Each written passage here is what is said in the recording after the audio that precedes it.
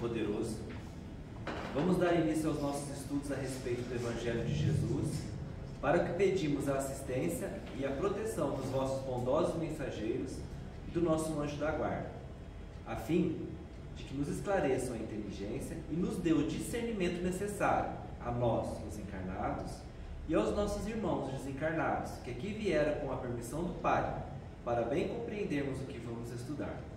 Rogamos a Jesus, nosso Mestre e Guia, seja conosco e presida a nossa reunião.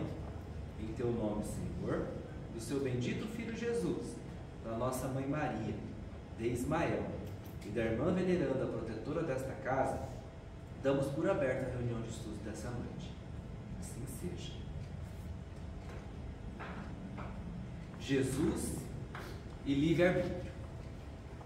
Em matéria de respeito ao livre-arbítrio, reparemos a conduta do Cristo, junto daqueles que lhe partiram a marcha. Companheiro de João Batista, não lhe torce a vocação. Em circunstância alguma, encarcera espiritualmente os discípulos em atitudes determinadas. Ajuda sem pedir adesões, ensina sem formular exigências. Encarnecido em Nazaré, onde fixara a moradia, não procura evidenciar-se. Renova Maria de Magdala sem constrangê-la. Não ameaça Nicodemos, porque o doutor da lei não lhe compreenda de pronto a palavra.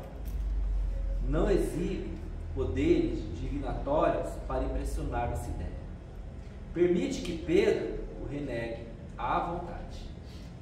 Deixa que Judas deserte como deseja. Confere a Pilatos e Antipas pleno direito de decisão. Não impede que os amigos durmam no horto, enquanto ora em momento grave. O Cirineu, que se destaca a fim de auxiliá-lo no transporte da cruz, é trazido pelo povo, mas não rogado por ele mesmo. E ainda, depois da morte, volvendo ao convívio dos irmãos de ideal, não tem qualquer bravata de interventor. Entende as dúvidas de Tomé, e quando visita Saulo de Tarso, às portas de Damasco, aparece na condição de um amigo, sem qualquer intuito de violência. Onde surge, o mestre define a luz e o amor em si mesmo, indicando, no próprio exemplo, o roteiro certo, mas sem coagir a pessoa alguma nessa ou naquela resolução. Quando quiseres verificar se os espíritos comunicantes são bons e sábios, rememora o padrão de Jesus e perceberá que são realmente sábios e bons se te ajudam a realizar todo o bem com esquecimento de todo o mal, sem te afastarem da responsabilidade de escolheres o teu caminho e de seguires adiante com os próprios pés.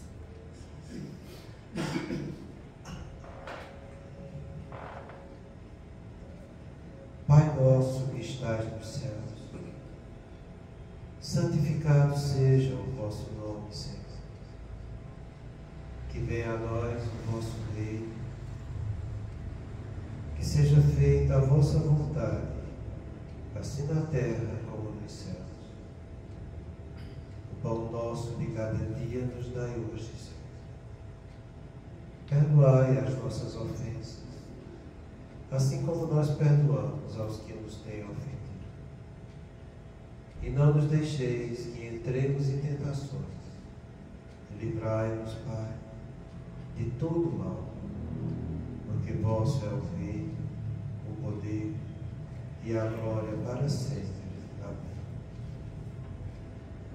Espíritos esclarecidos e benevolentes, bondosos mensageiros de Deus, que tendes por missão assistir aos homens e conduzi-los pelo bom caminho, sustentai-me nas provas desta vida. Dai-me força para suportá-las sem murmurar. Afastai de mim os maus pensamentos e fazei que eu não dê entrada a nenhum espírito que tentasse iludir e conduzir no caminho do mal. Esclarecei minha consciência com relação aos meus defeitos e tirarem-lhe sobre os olhos o véu do orgulho, capaz de impedir de os perceber e confessá-los a mim mesmo. A ti, sobretudo, bondoso anjo da guarda, que mais particularmente velais por mim, e a todos vós, espíritos protetores que por mim vos interessais, fazer que me torne digno da vossa proteção. Conheceis as minhas necessidades, que elas sejam atendidas segundo a vontade de Deus. Que a paz que irradia do coração de Jesus e que abrange toda a terra, possa ser assimilada por todos os corações aqui presentes, tanto encarnados quanto os desencarnados, para que de posse dessa paz possamos compreender as leis que regem o mundo espiritual e ter a sabedoria de praticá-las em nossa vida diária. E em nome do nosso Mestre amado Jesus, da irmã veneranda, protetora desta casa e da equipe espiritual que nos assiste, bem como os nossos anjos guardiões, solicitamos que a água aqui exposta seja frutificada em nosso benefício. Que assim seja. Damos graças a Deus.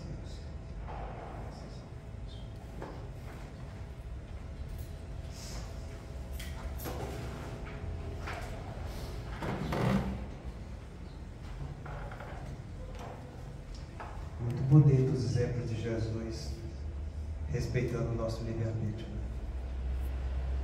Ele sempre respeitou o livre-arbítrio de todo mundo, mas em momento algum deixou de esclarecer a verdade. Doesse a quem doesse. Ele sempre esclareceu. É por isso que eu gosto muito e me encanto por reuniões de estudo. Porque quando você define o estudo, você mostra a meta daquilo que você quer se aprofundar e aprender. Você não está indo atrás de interesses pessoais, nem de individuais, nem de satisfazer livre-arbítrio de fulano, de ciclano. Você vai simplesmente direcionar o estudo. É aquilo que a gente vai estar direcionando para que a gente aprenda, sabe? E isso é muito delicado, porque muitas vezes as pessoas confundem o estudo com algo que está, até certo ponto, agredindo seus interesses. A gente vai ver hoje um assunto que mexe com muita gente, sabe? E mesmo que não mexa conosco, mexe com os nossos. Então é algo que a gente precisa ter um pouco de boa vontade e bom senso para que a gente possa entender a fundo o exemplo que a gente vai ter hoje. A gente viu a semana passada a dedicação do nosso discípulo, mostrando a importância do reto proceder. Mostrar para os outros aquilo que ele realmente faz, e faz porque seu pensamento ele aceitou, as suas palavras ele assume de acordo com os seus pensamentos, e os seus atos vão estar de acordo com os seus pensamentos e palavras. Então a pessoa é integral, ele tem um reto proceder. A gente viu que ele tinha severidade em mostrar os seus atos. Ele com ele mesmo, tendo consciência do que deveria fazer e deixar de fazer, ele colocava em prática aquilo. Era uma questão pessoal e consciente. E eu sempre realcei, e eu vou sempre realçar esse ponto de vista da pessoa agir com consciência. Nunca por imposição dos outros, porque algo que está te impondo alguma coisa está limitando o seu livre-arbítrio. E quando você é uma pessoa consciente, você está usando o seu livre-arbítrio. Porque a consciência é a capacidade que eu tenho de entender e julgar minha realidade, fazendo juízo de valor dos meus atos. E toda vez que você boicotar a sua consciência, o sentimento de responsabilidade vai lhe chamar à altura para que você volte para a sua consciência. Porque a responsabilidade é eu assumir os valores que eu estou vivendo. É por isso que eu sempre falo para vocês, consciência e responsabilidade são duas coisas que não se separam. Do mesmo jeito que não se separa o amor da justiça. É impossível separar uma coisa da outra, então você não consegue separar a consciência da responsabilidade. Toda vez que você foge, boicota a sua consciência, você está deixando a sua responsabilidade vir à altura dele chamar para aquilo que você deveria fazer e que você não fez. Toda vez que a gente age com consciência, você está agindo, levando a aprendizagem, a progresso para você. O que é diferente quando você age porque os outros falaram, porque alguém disse, ou só porque Jesus falou, eu vou fazer, mas eu vou fazer sem consciência. Toda vez que eu estou fazendo sem consciência, eu estou criando um negócio chamado de máscara do ego. Eu estou me mostrando com uma situação que no fundo eu não tenho consciência comigo mesmo daquilo que eu estou me mostrando. E uma coisa eu falo para vocês, dos movimentos de defesa do ego, a máscara do ego, ela é prioritária na vida de quase todos nós aqui nesse planeta de provas e expiações. Aquele que disser que não vive de máscara do ego, já está vivendo. Porque não está reconhecendo as falhas que seu ego impõe sobre ele. Para você ter uma noção de quanto a gente age de máscara de ego e não como ser espiritual, o ser espiritual ele vai respeitar o Pai que o criou. O ser espiritual, quando está convidando o ego dele a agir da maneira correta, ele vai estar tomando os exemplos do Evangelho de Jesus para as experiências que a vida está dando para ele. Então, quando você chegar no final do seu dia e disser para você mesmo, diante de tal ato, eu pensei no Evangelho de Jesus para agir com consciência daquilo que estava sendo convidado à aprendizagem, quando você disser isso para você mesmo, você está sendo um ser espiritual educando seu ego. Enquanto você não estiver dizendo isso para você mesmo, é o seu ego que está mandando no seu ser espiritual. Então, se você for estar como frigir dos ovos, a gente é muito mais máscara do ego do que ser espiritual. Então, ele agia com essa consciência, sabe? E agia com disciplina na desincumbência dos deveres. Então, aquilo que ele assumia como dever de si mesmo, para com Deus e para com o próximo, ele fazia. Podia estar chovendo canivete, ele fazia. Então, se ele assumiu que ia frequentar a reunião mediúnica 2, 3 vezes na semana, ele vinha e fazia. Se ele ia fazer evangelho, ele fazia. Se ia praticar os estudos, ele fazia, entende? Porque ele desincumpia deveres. Quem cumpre deveres não está fazendo o que quer, e muito menos o que pode. Ele está fazendo o dever pelo dever. A maioria de todos nós, a gente passa a vida inteira aqui na Terra, indo atrás do nosso desejo, do nosso querer. Eu quero isso, eu desejo aquilo, eu trabalho para isso, eu trabalho para aquilo, eu vou atrás dos meus desejos. E quem está indo atrás do desejo não está cumprindo o dever. Aquele que cumpre o dever está fazendo a vontade de Deus. Então, quando você fala no Pai Nosso, seja feita a tua vontade, na terra e no céu, você está dizendo que a gente está aqui para cumprir dever, que é a vontade de Deus. Para você ter uma noção, enquanto a gente não está cumprindo deveres, toda santa vez que você reclama de algo na vida, você está fugindo do dever. Porque a vida que cada um de nós temos é a expressão da vontade de Deus para cada um de nós. E é como a gente já viu, qual é o dever de Deus para com cada um? É que eu cumpra aquelas 4 principais situações em que está se expressando as provas e expiações.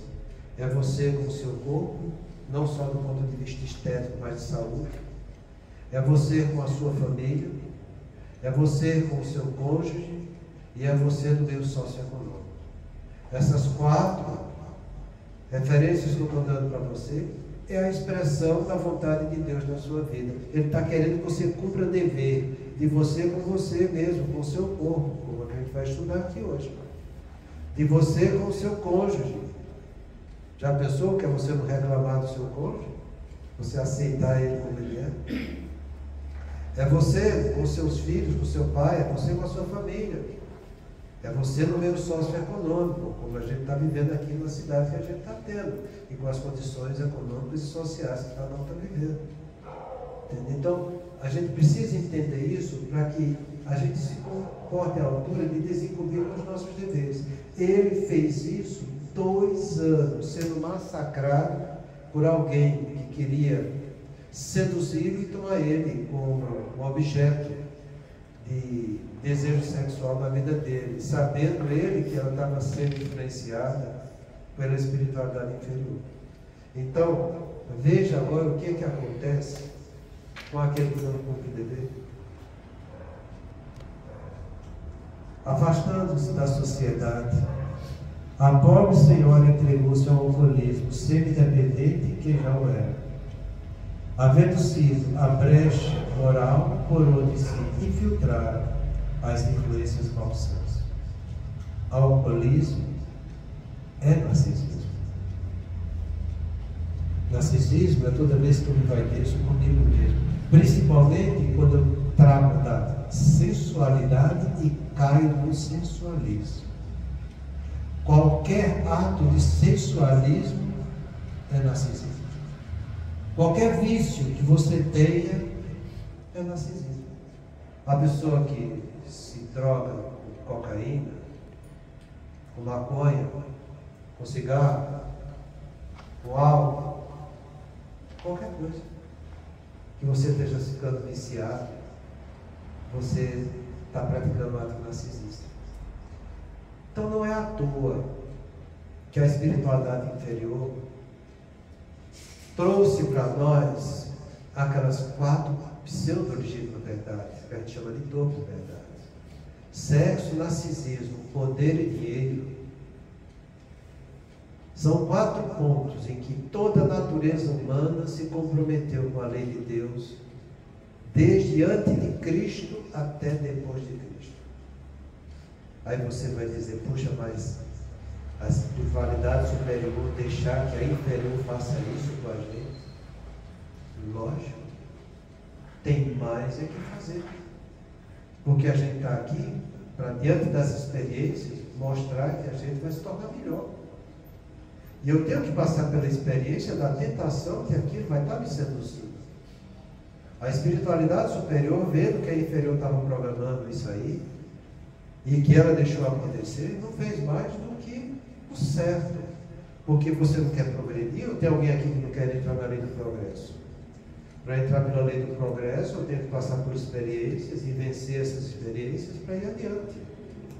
Então todos nós estamos sendo tentados nisso aí. E faz parte do nosso progresso espiritual.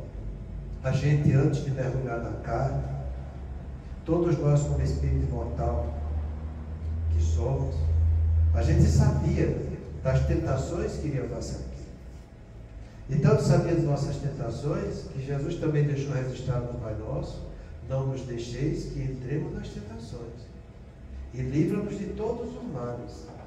Então a gente precisa passar por isso.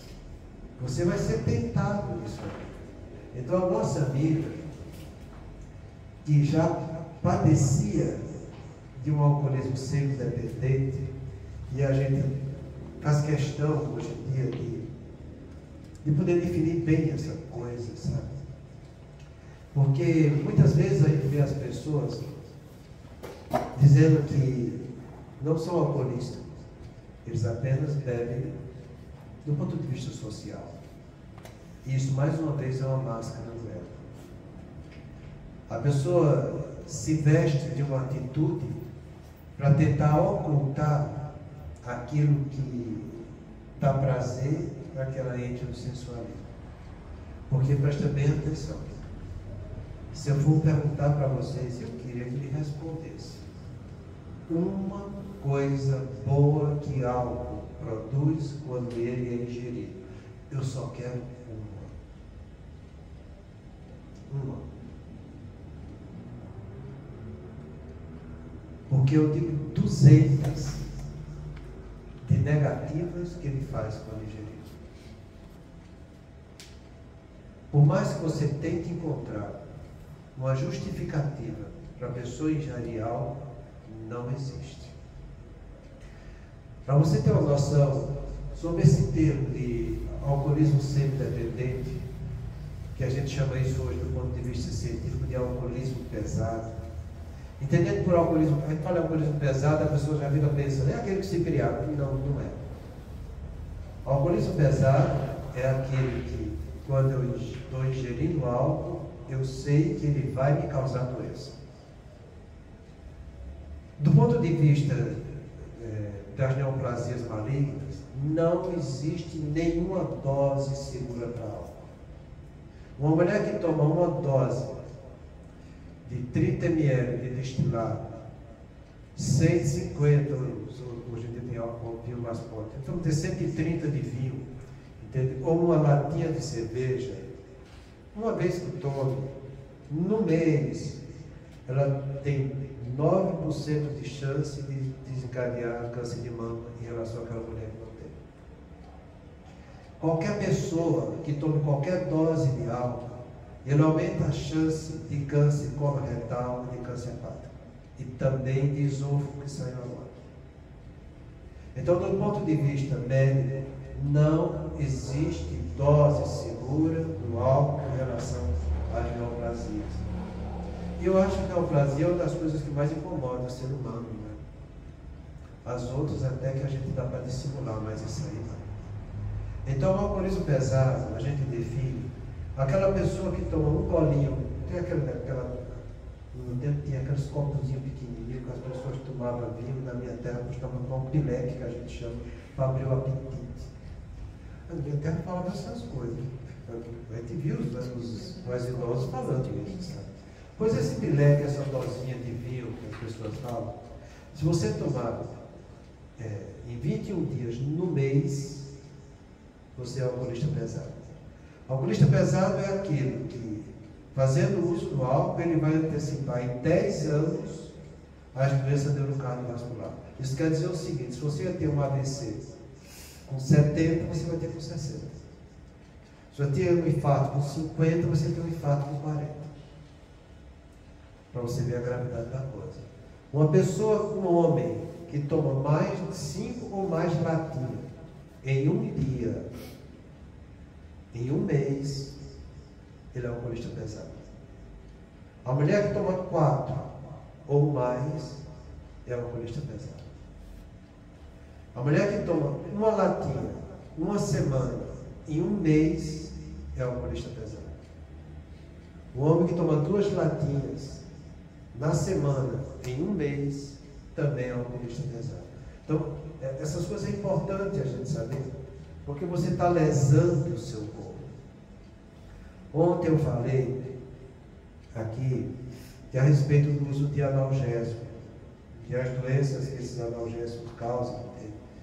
A pessoa que toma analgésico 2 ou mais vezes na semana, ele está ficando dependente de analgésico. Ele já trabalhou o sistema de recompensa do seu sistema nervoso para tornar aquilo ali uma dependência. A pessoa que faz uso de álcool só no final de semana, ele já tem uma dependência de álcool.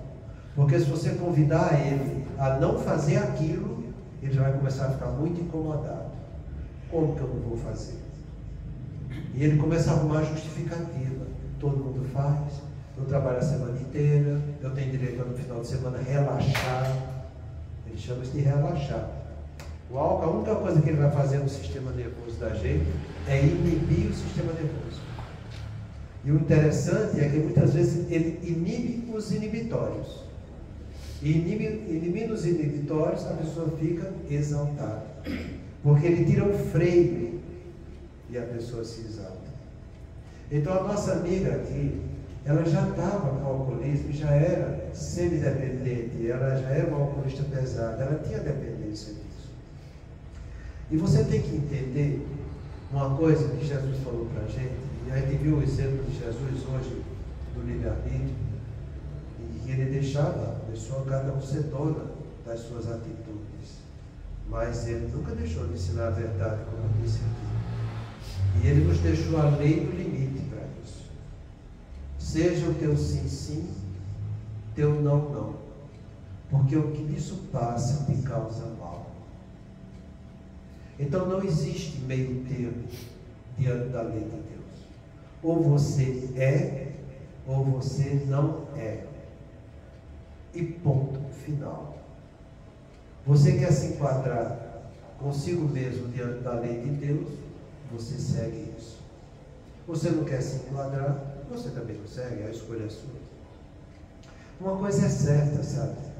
Quanto mais você ganha idade, menor é a sua capacidade de reação diante daquilo que te causou vício. Mais difícil você vai ter que trabalhar para vencer essa dependência que você está tendo. Então, o que é que acontece com o passar dos tempos? As pessoas ficam cada vez mais dependentes de seus vícios. A gente encontra isso com muita frequência, sabe? Eu, na minha profissão, principalmente, porque a gente lida com pessoas que teve seus AVC da vida, tem os fatores de risco dos seus AVC, cai tudo nisso aí, sabe? É você controlar a pressão, é você controlar diabetes, fazer da maneira correta, é você ter colesterol, é você não fumar, você não ter sedentarismo, não ter obesidade, você não tomar álcool, entendeu? Você não fazer reposição hormonal, entendeu? Você controlar suas arritmias cardíacas, se você tiver. Então, isso tudo vai impactar muito com a maneira semidependente, entre aspas, se eu posso usar esse termo, de vício, porque é como Jesus falou, ou você é ou você não é. Né? Se termo de semidependência é porque você é. Você é. É igual as pessoas que chegam lá, mas eu não sou diabético, eu sou pré-diabético. Não existe isso, né? Se você já está alterado é porque você é. Já traduz uma limitação do seu corpo. Entendeu? Então você não tem que usar esse rótulo, eu sou pré-diabético, eu sou pré-aquilo outro, não. A partir daí que seu corpo mostrou uma deficiência, com o passar dos tempos, cada vez você vai ter menos saúde e mais doença. Então, quando você está perdendo energia, quando você tem um vício e que você está numa zona de conforto com esse vício, quando surge uma frustração, a tendência sua é cair de cabeça no vício. Isso é trabalho de neurociência mostrando isso, sem a menor sombra de dúvida que as pessoas têm, sabe? Toda vez que você tenha qualquer semidependência, de qualquer vício, quando você se frustra, quando você tem frustração, quando você passa por ingratidão, ou quando você entra com sentimento de culpa, a tendência sua é se entregar para aquele vício. Você tem uma pessoa, por exemplo, que teve um conflito amoroso. O que é que os colegas falam? Vamos tirar ele de casa, vamos tomar uma para você esquecer. Entende? E não tem nada disso. Você não tem que tomar uma para esquecer, porque você não vai esquecer, o problema está ali. Entende? Você tem que aprender a ressignificar esse problema e não querer fugir da sua responsabilidade. Porque já a pessoa, toda vez que ele lembrar da frustração, ele vai lá e toma uma. Vai lá e toma uma. Ele vai tomar uma o tempo todo, o dia todo. Entende? Então, o que acontece com a nossa amiga aqui, pode acontecer com qualquer um de nós que esteja vivendo do narcisismo, nesse sentido de você entrar no sensualismo. Todo ato que você caiu no sensualismo, que você valoriza mais a sensação do que o sentimento, você está se comprometendo. Entende? Você está sendo narcisista, você está visando só o seu bem-estar, você está sendo hedonista nesse sentido. E todo hedonista é narcisista. Entende? Então, a nossa amiga levou essa frustração, já era sendo dependente, havendo sido a brecha moral. Brecha moral é uma palavra que eu costumo falar muito, chamada de licença moral. A nossa primeira ponto falho para você se entregar para o lado negativo da vida é você encontrar licença moral para continuar fazendo algo errado, que a tua consciência já mostrou que era errado. Toda vez que você tenta racionalizar um vício, e essa palavra racionalizar é uma das máscaras do ego, que a gente chama de racionalização, é ele tentar encontrar uma justificativa parcial para aquilo que ele está querendo se deliciar. Então a pessoa diz, então, já que eu tenho, eu trabalhei a semana inteira, eu tenho direito de beber no final de semana. Isso é uma racionalização. Ah, fulano faz assim comigo o tempo todo, eu também faço, entendeu? Todo mundo do governo rouba, então eu vou roubar também, entende? Eles estão usando mal meu dinheiro, então eu vou burlar o imposto de renda. E isso tudo é racionalização. Você tem uma ideia da gravidade do que é isso que eu falei aqui agora, de burlar o imposto de renda? Você tem no livro Memórias de um Suicida a história do vendedor de vinhos, em que ele se matou em virtude das dívidas que tinha. E a sua história é tanto quanto complicada. Mas antecipando, só vou dizer que depois que ele caiu em si, e que ele viu as bobagens que tinha feito, ele programou a sua próxima encarnação. E nessa próxima encarnação, ele iria nascer numa família abastada, ia ter muito dinheiro lá em Portugal, e iria perder todo o dinheiro para o governo, porque na encarnação que ele se matou, ele burlava o governo, não pagando os impostos para ter mais lucro. É assim que funciona a nossa consciência lá em cima, sabe? Aqui embaixo a gente burla a coisa. Você racionaliza, você tenta encontrar uma justificativa para ter lucro. Por quê? Porque para ser melhor do que o pior, basta ser ruim. Então você se baseia pelo pior para satisfazer sua ruindade. Então fulano bebe o dia inteiro, mas eu só vou beber o final de semana. Fulano fuma o dia inteiro, mas eu só vou fumar o final de semana. Entende? E assim você vai criando licença moral. Toda vez que você cria uma licença moral, isso é um movimento do ego, chamado de racionalização, para que você continue fazendo equivocado.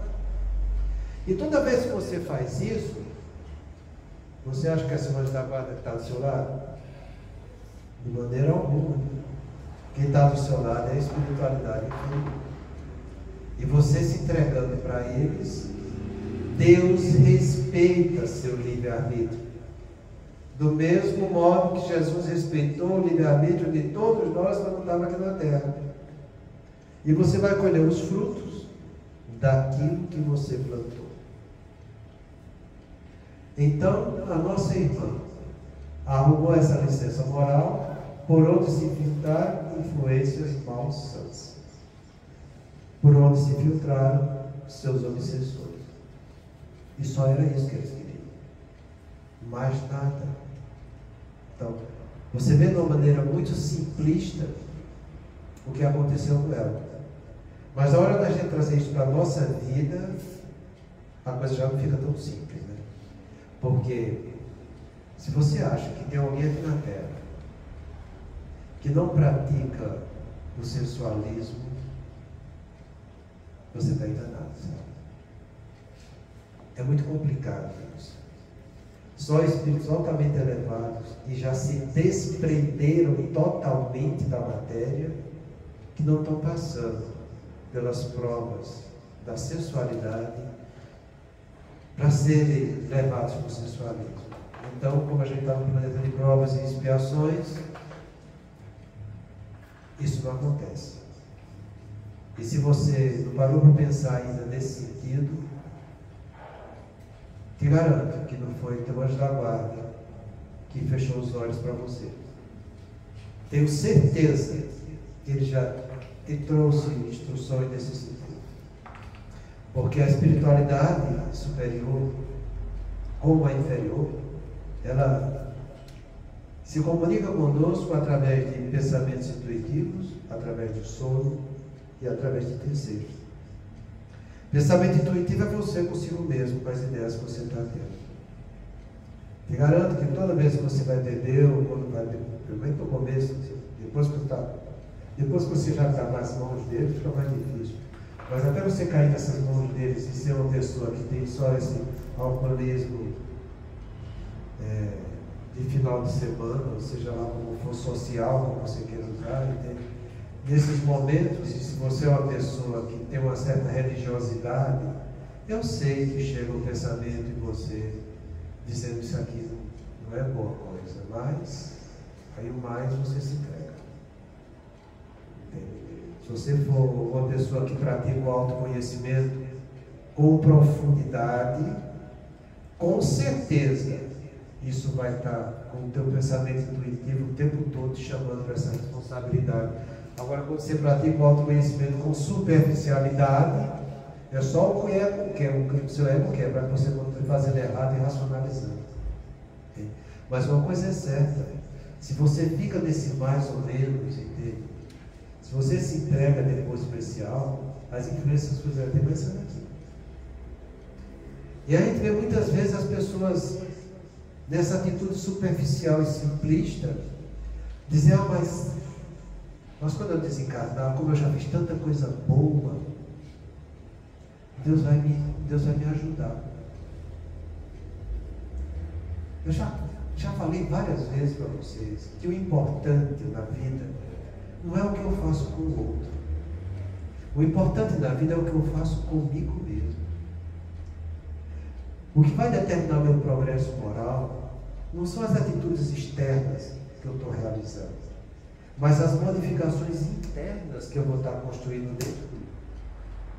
Isso sim vai ser importante. Se você não construiu essas atitudes internas, como a nossa irmã aqui, e se vinculou com essas entidades malsãs, você pode ter feito muita coisa fora. De nada vai valer, ou de muito pouco vai adiantar. Porque você deveria fazer mais para si do que para os outros. Jesus, quando pediu o segundo mandamento, para que amássemos o próximo como a nós mesmos, ele deixou uma condição para eu amar o próximo. Primeiro se ame. Amarás o teu próximo como a si mesmo. Então, primeiro se ame, para que você, tendo um amor com você possa amar também o próximo. Então, não queira tentar dar para o outro o que você não tem em si. Toda vez que eu estou dando para o outro o que eu não tenho em mim, eu estou criando máscara no ego. Eu estou dando o que eu não tenho. Mas eu estou fazendo bem. Não interessa. Você pode estar fazendo bem, mas o bem vai ser o socorro do outro. Você não está fazendo o seu bem. A responsabilidade de cada um é de cada um, não é dos outros. Você fazendo desse jeito, você está sendo utilitarista. Você está querendo comprar um lugar no céu. Você está fazendo com o próximo porque você quer receber de Deus quando chegar do outro lado. E não é desse jeito que a gente vai conquistar as coisas, porque Deus não vai deixar nenhum filho dele ser utilitarista para ganhar um lugar no céu. De maneira alguma. A gente está aqui para cumprir o dever pelo dever, e não cumprir o dever para se dar bem com o dever. Então, uma vez que você está nas mãos desses nossos amigos, que ainda não conquistamos, e que você se entregou para essas brechas morais, vê o que é que acontece. Pouco tempo depois, desencarnou, em lamentável situação espiritual, sendo arrebatada pelos seus comparsas de embriaguez satírica. Estou informado que há pouco, após mais de 20 anos de padecimento nas regiões de muito sofrimento, foi recaminhada à reencarnação, em situação de resgate penoso. Nunca esteve fora das minhas orações, porquanto é digna de ajuda e de compaixão. Então é isso que acontece, pouco tempo depois. É interessante isso, sabe? A pessoa tem a vida inteira para fazer certo. Ela tem a vida inteira realizando um processo equivocado. E nesse processo equivocado, que está em jogo o seu narcisismo, ela teve ajuda intuitiva do seu anjo da guarda, dos espíritos familiares. Ela teve apoio durante o sono, acordando com bons propósitos de fazer diferente. Porque eu pergunto para vocês, quantas vezes vocês não foram dormir e acordaram no outro dia, puxa, eu devia fazer diferente, desse jeito que eu estou vivendo. Quem nunca passou por isso? Essa é a influência espiritual durante o sono. Teve a vida inteira frequentando casa espírita, como a nossa colega aqui, vivendo na superficialidade da doutrina. O que a maioria das casas espíritas trabalha hoje em dia é superficialidade. Diga-se de verdade que é assim. Para que dentro dessa superficialidade ela se enquadre. Eu nem sou, nem deixo de ser. Eu gosto, mas sei que não devo fazer. Então, vivendo desse jeito, fica na superficialidade. E depois que cai nas mãos, em definitivo dos nossos irmãos, pouco tempo depois. Não precisa muito tempo. Já fazia parte deles. Já estava com a idade avançada. Já não tinha mais tanto fluido vital. A pessoa que faz uso de uma substância, que sabe que vai antecipar a morte dela, ela é suicida, gente. Isso está no livro dos Espíritos.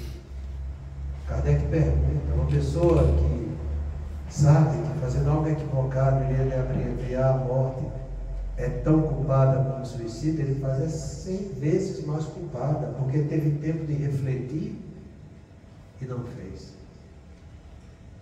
Então é isso que acontece, sabe?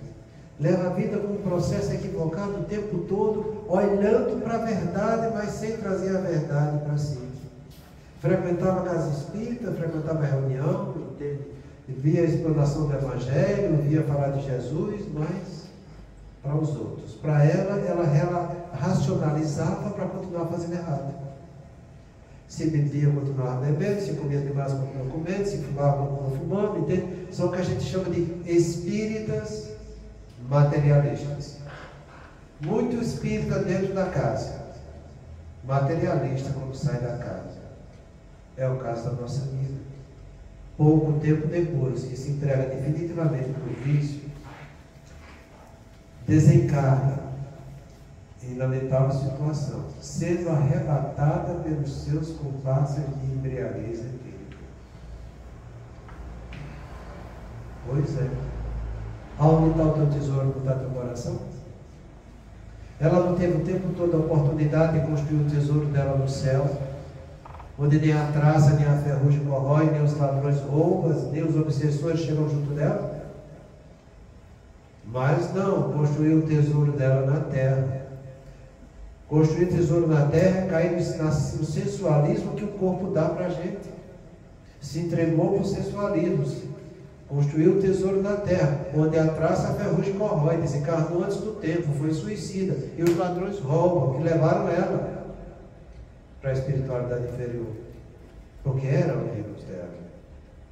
Então não vale a pena, em momento algum, a gente fazer o mal sabendo que é mal. E não tente você justificar o mal, porque o mal nunca vai fazer o bem. O mal é sempre mal e o bem é sempre bem. Essa é a resposta que está no livro dos Espíritos para a gente. Do mesmo modo que Jesus falou, sendo teu sim, sim, teu não, não. O que disso passa te causa mal. Então é uma situação que a gente está vivendo nos estudos da noite de hoje e que fala muito perto da gente. Que é como eu comentei com vocês. Se você acha que você não tem atitude sensualista, se você acha que você não tem nenhum narcisismo, meu amigo, é porque você já é perfeito. E o que é que está fazendo aqui no planeta de provas e expiações? Se você não consegue enxergar isso em você, paciência. Procura aprofundar um pouco seu autoconhecimento. Procura analisar com mais critério suas atitudes diante do Evangelho de Jesus.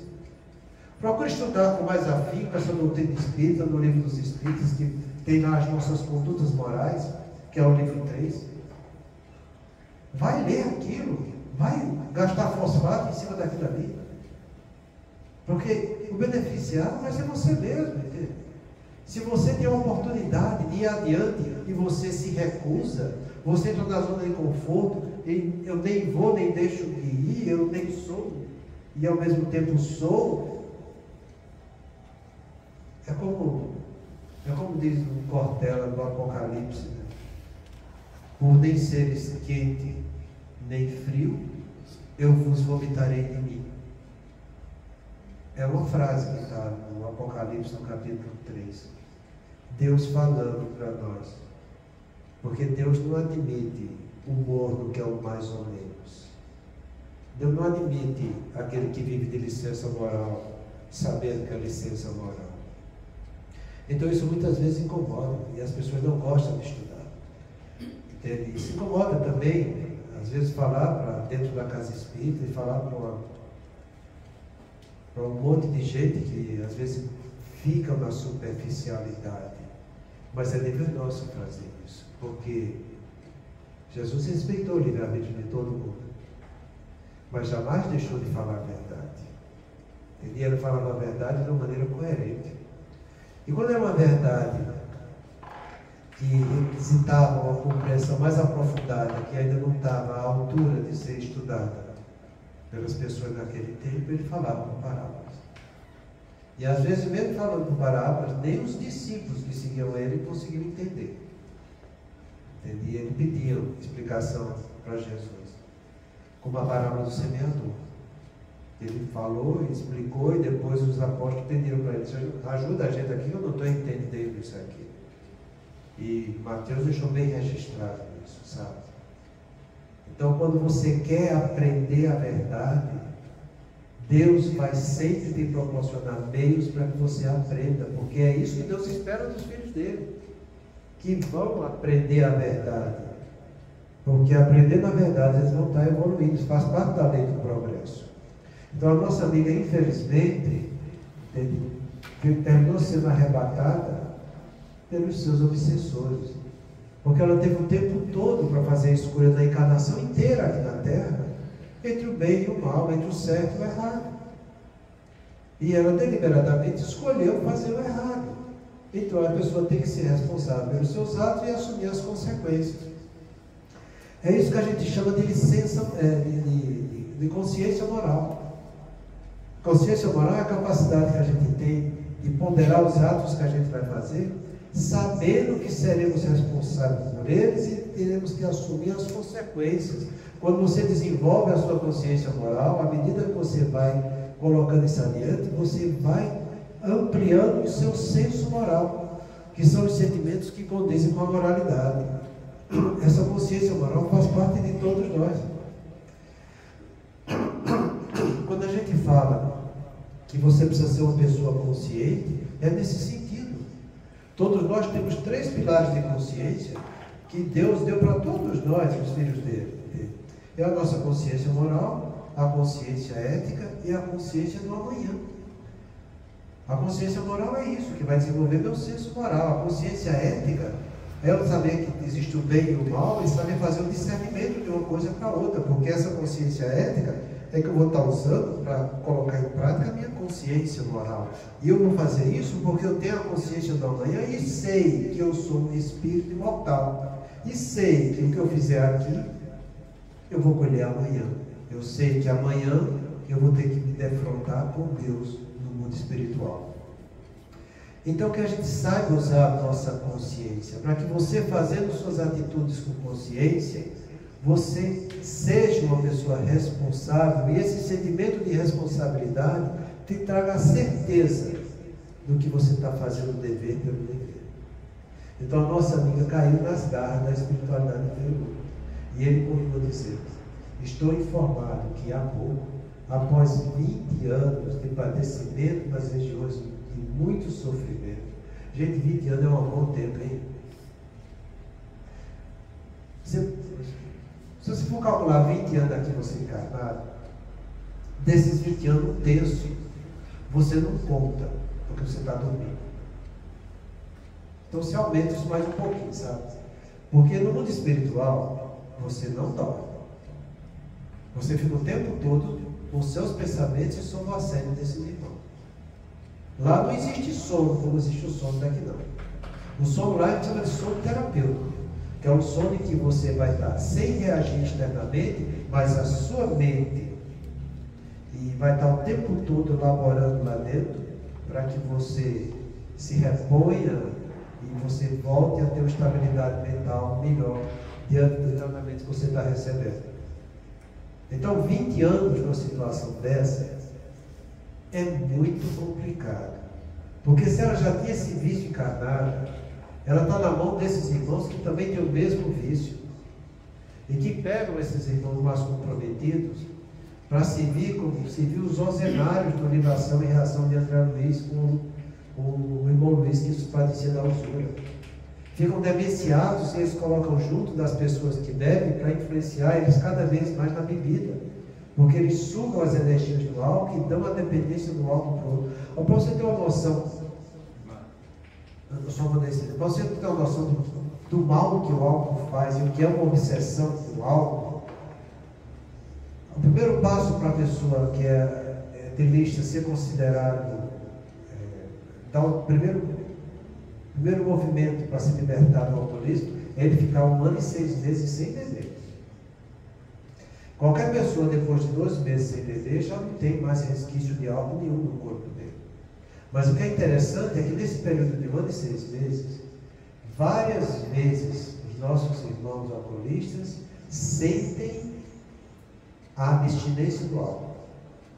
E a abstinência do álcool que eles sentem não é porque eles têm em si a falta do álcool, é pela obsessão dos irmãos que chegam lá padecendo da falta do álcool, que compartilham com eles a mesma sensação.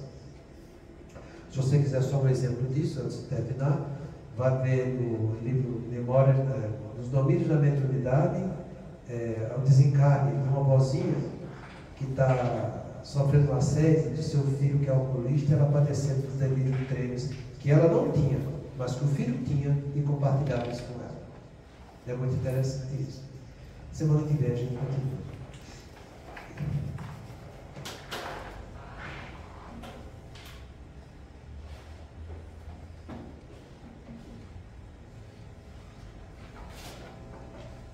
Façamos nossa prece.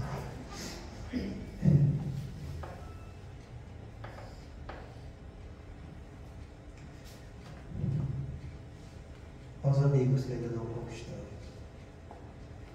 Deus misericordioso, que a tua bondade se estenda por sobre todos os espíritos que se recomendam às nossas preces, em particular os amigos que ainda não conquistamos. Bons espíritos, que tendes por única ocupação fazer o bem, intercedei comigo pelo alívio deles. Fazei que eles brilhem diante dos olhos do raio de esperança, e que a luz divina se esclareça acerca das imperfeições que os conservam distante da morada dos bem-aventurados. Abri-lhes o coração ao arrependimento e ao desejo de se depurarem, para que se lhes acelere o atentamento. Fazer-lhes compreender que por seus esforços podem ir encurtar a duração de suas provas. Que Deus, em sua bondade, nos dê o entendimento da fraternidade e que nos fortaleça para preservarmos juntos nas boas resoluções. Que essas palavras repassadas de benevolência possam suavizar-lhes as penas, mostrando que nos compadecemos com o seu sofrimento e que lhes desejamos toda a felicidade. Deus, nosso Pai, Jesus, nosso irmão maior, nossos anjos de guarda e espíritos familiares que nos acompanham, é com sentimento de gratidão que terminamos a reunião de hoje. Gratidão pelos ensinos dados, Pai, e pelo fortalecimento e esclarecimento constante no caminho do bem, mesmo que muitas vezes não percebamos. Pedimos, Pai, discernimento e saber entender a importância do nosso livre-arbítrio e a coragem de saber exercê-lo da maneira correta, parando de prestar mais atenção na maneira que as pessoas nos deram e na maneira que usamos nós, tomando as rédeas da vida e sabendo assumir responsabilidade pelos nossos atos. Pai nosso que estais nos céus, santificado seja o vosso nome, Senhor. Que venha a nós o vosso reino, que seja feita a vossa vontade, assim na terra como nos céus. O pão nosso de cada dia nos dai hoje, Senhor. Perdoai as nossas ofensas, assim como perdoamos aos que nos têm ofendido. E não nos deixeis entregues às tentações, mas livra-nos, Senhor, de todo mal, porque teu é o reino, o poder e a glória para sempre.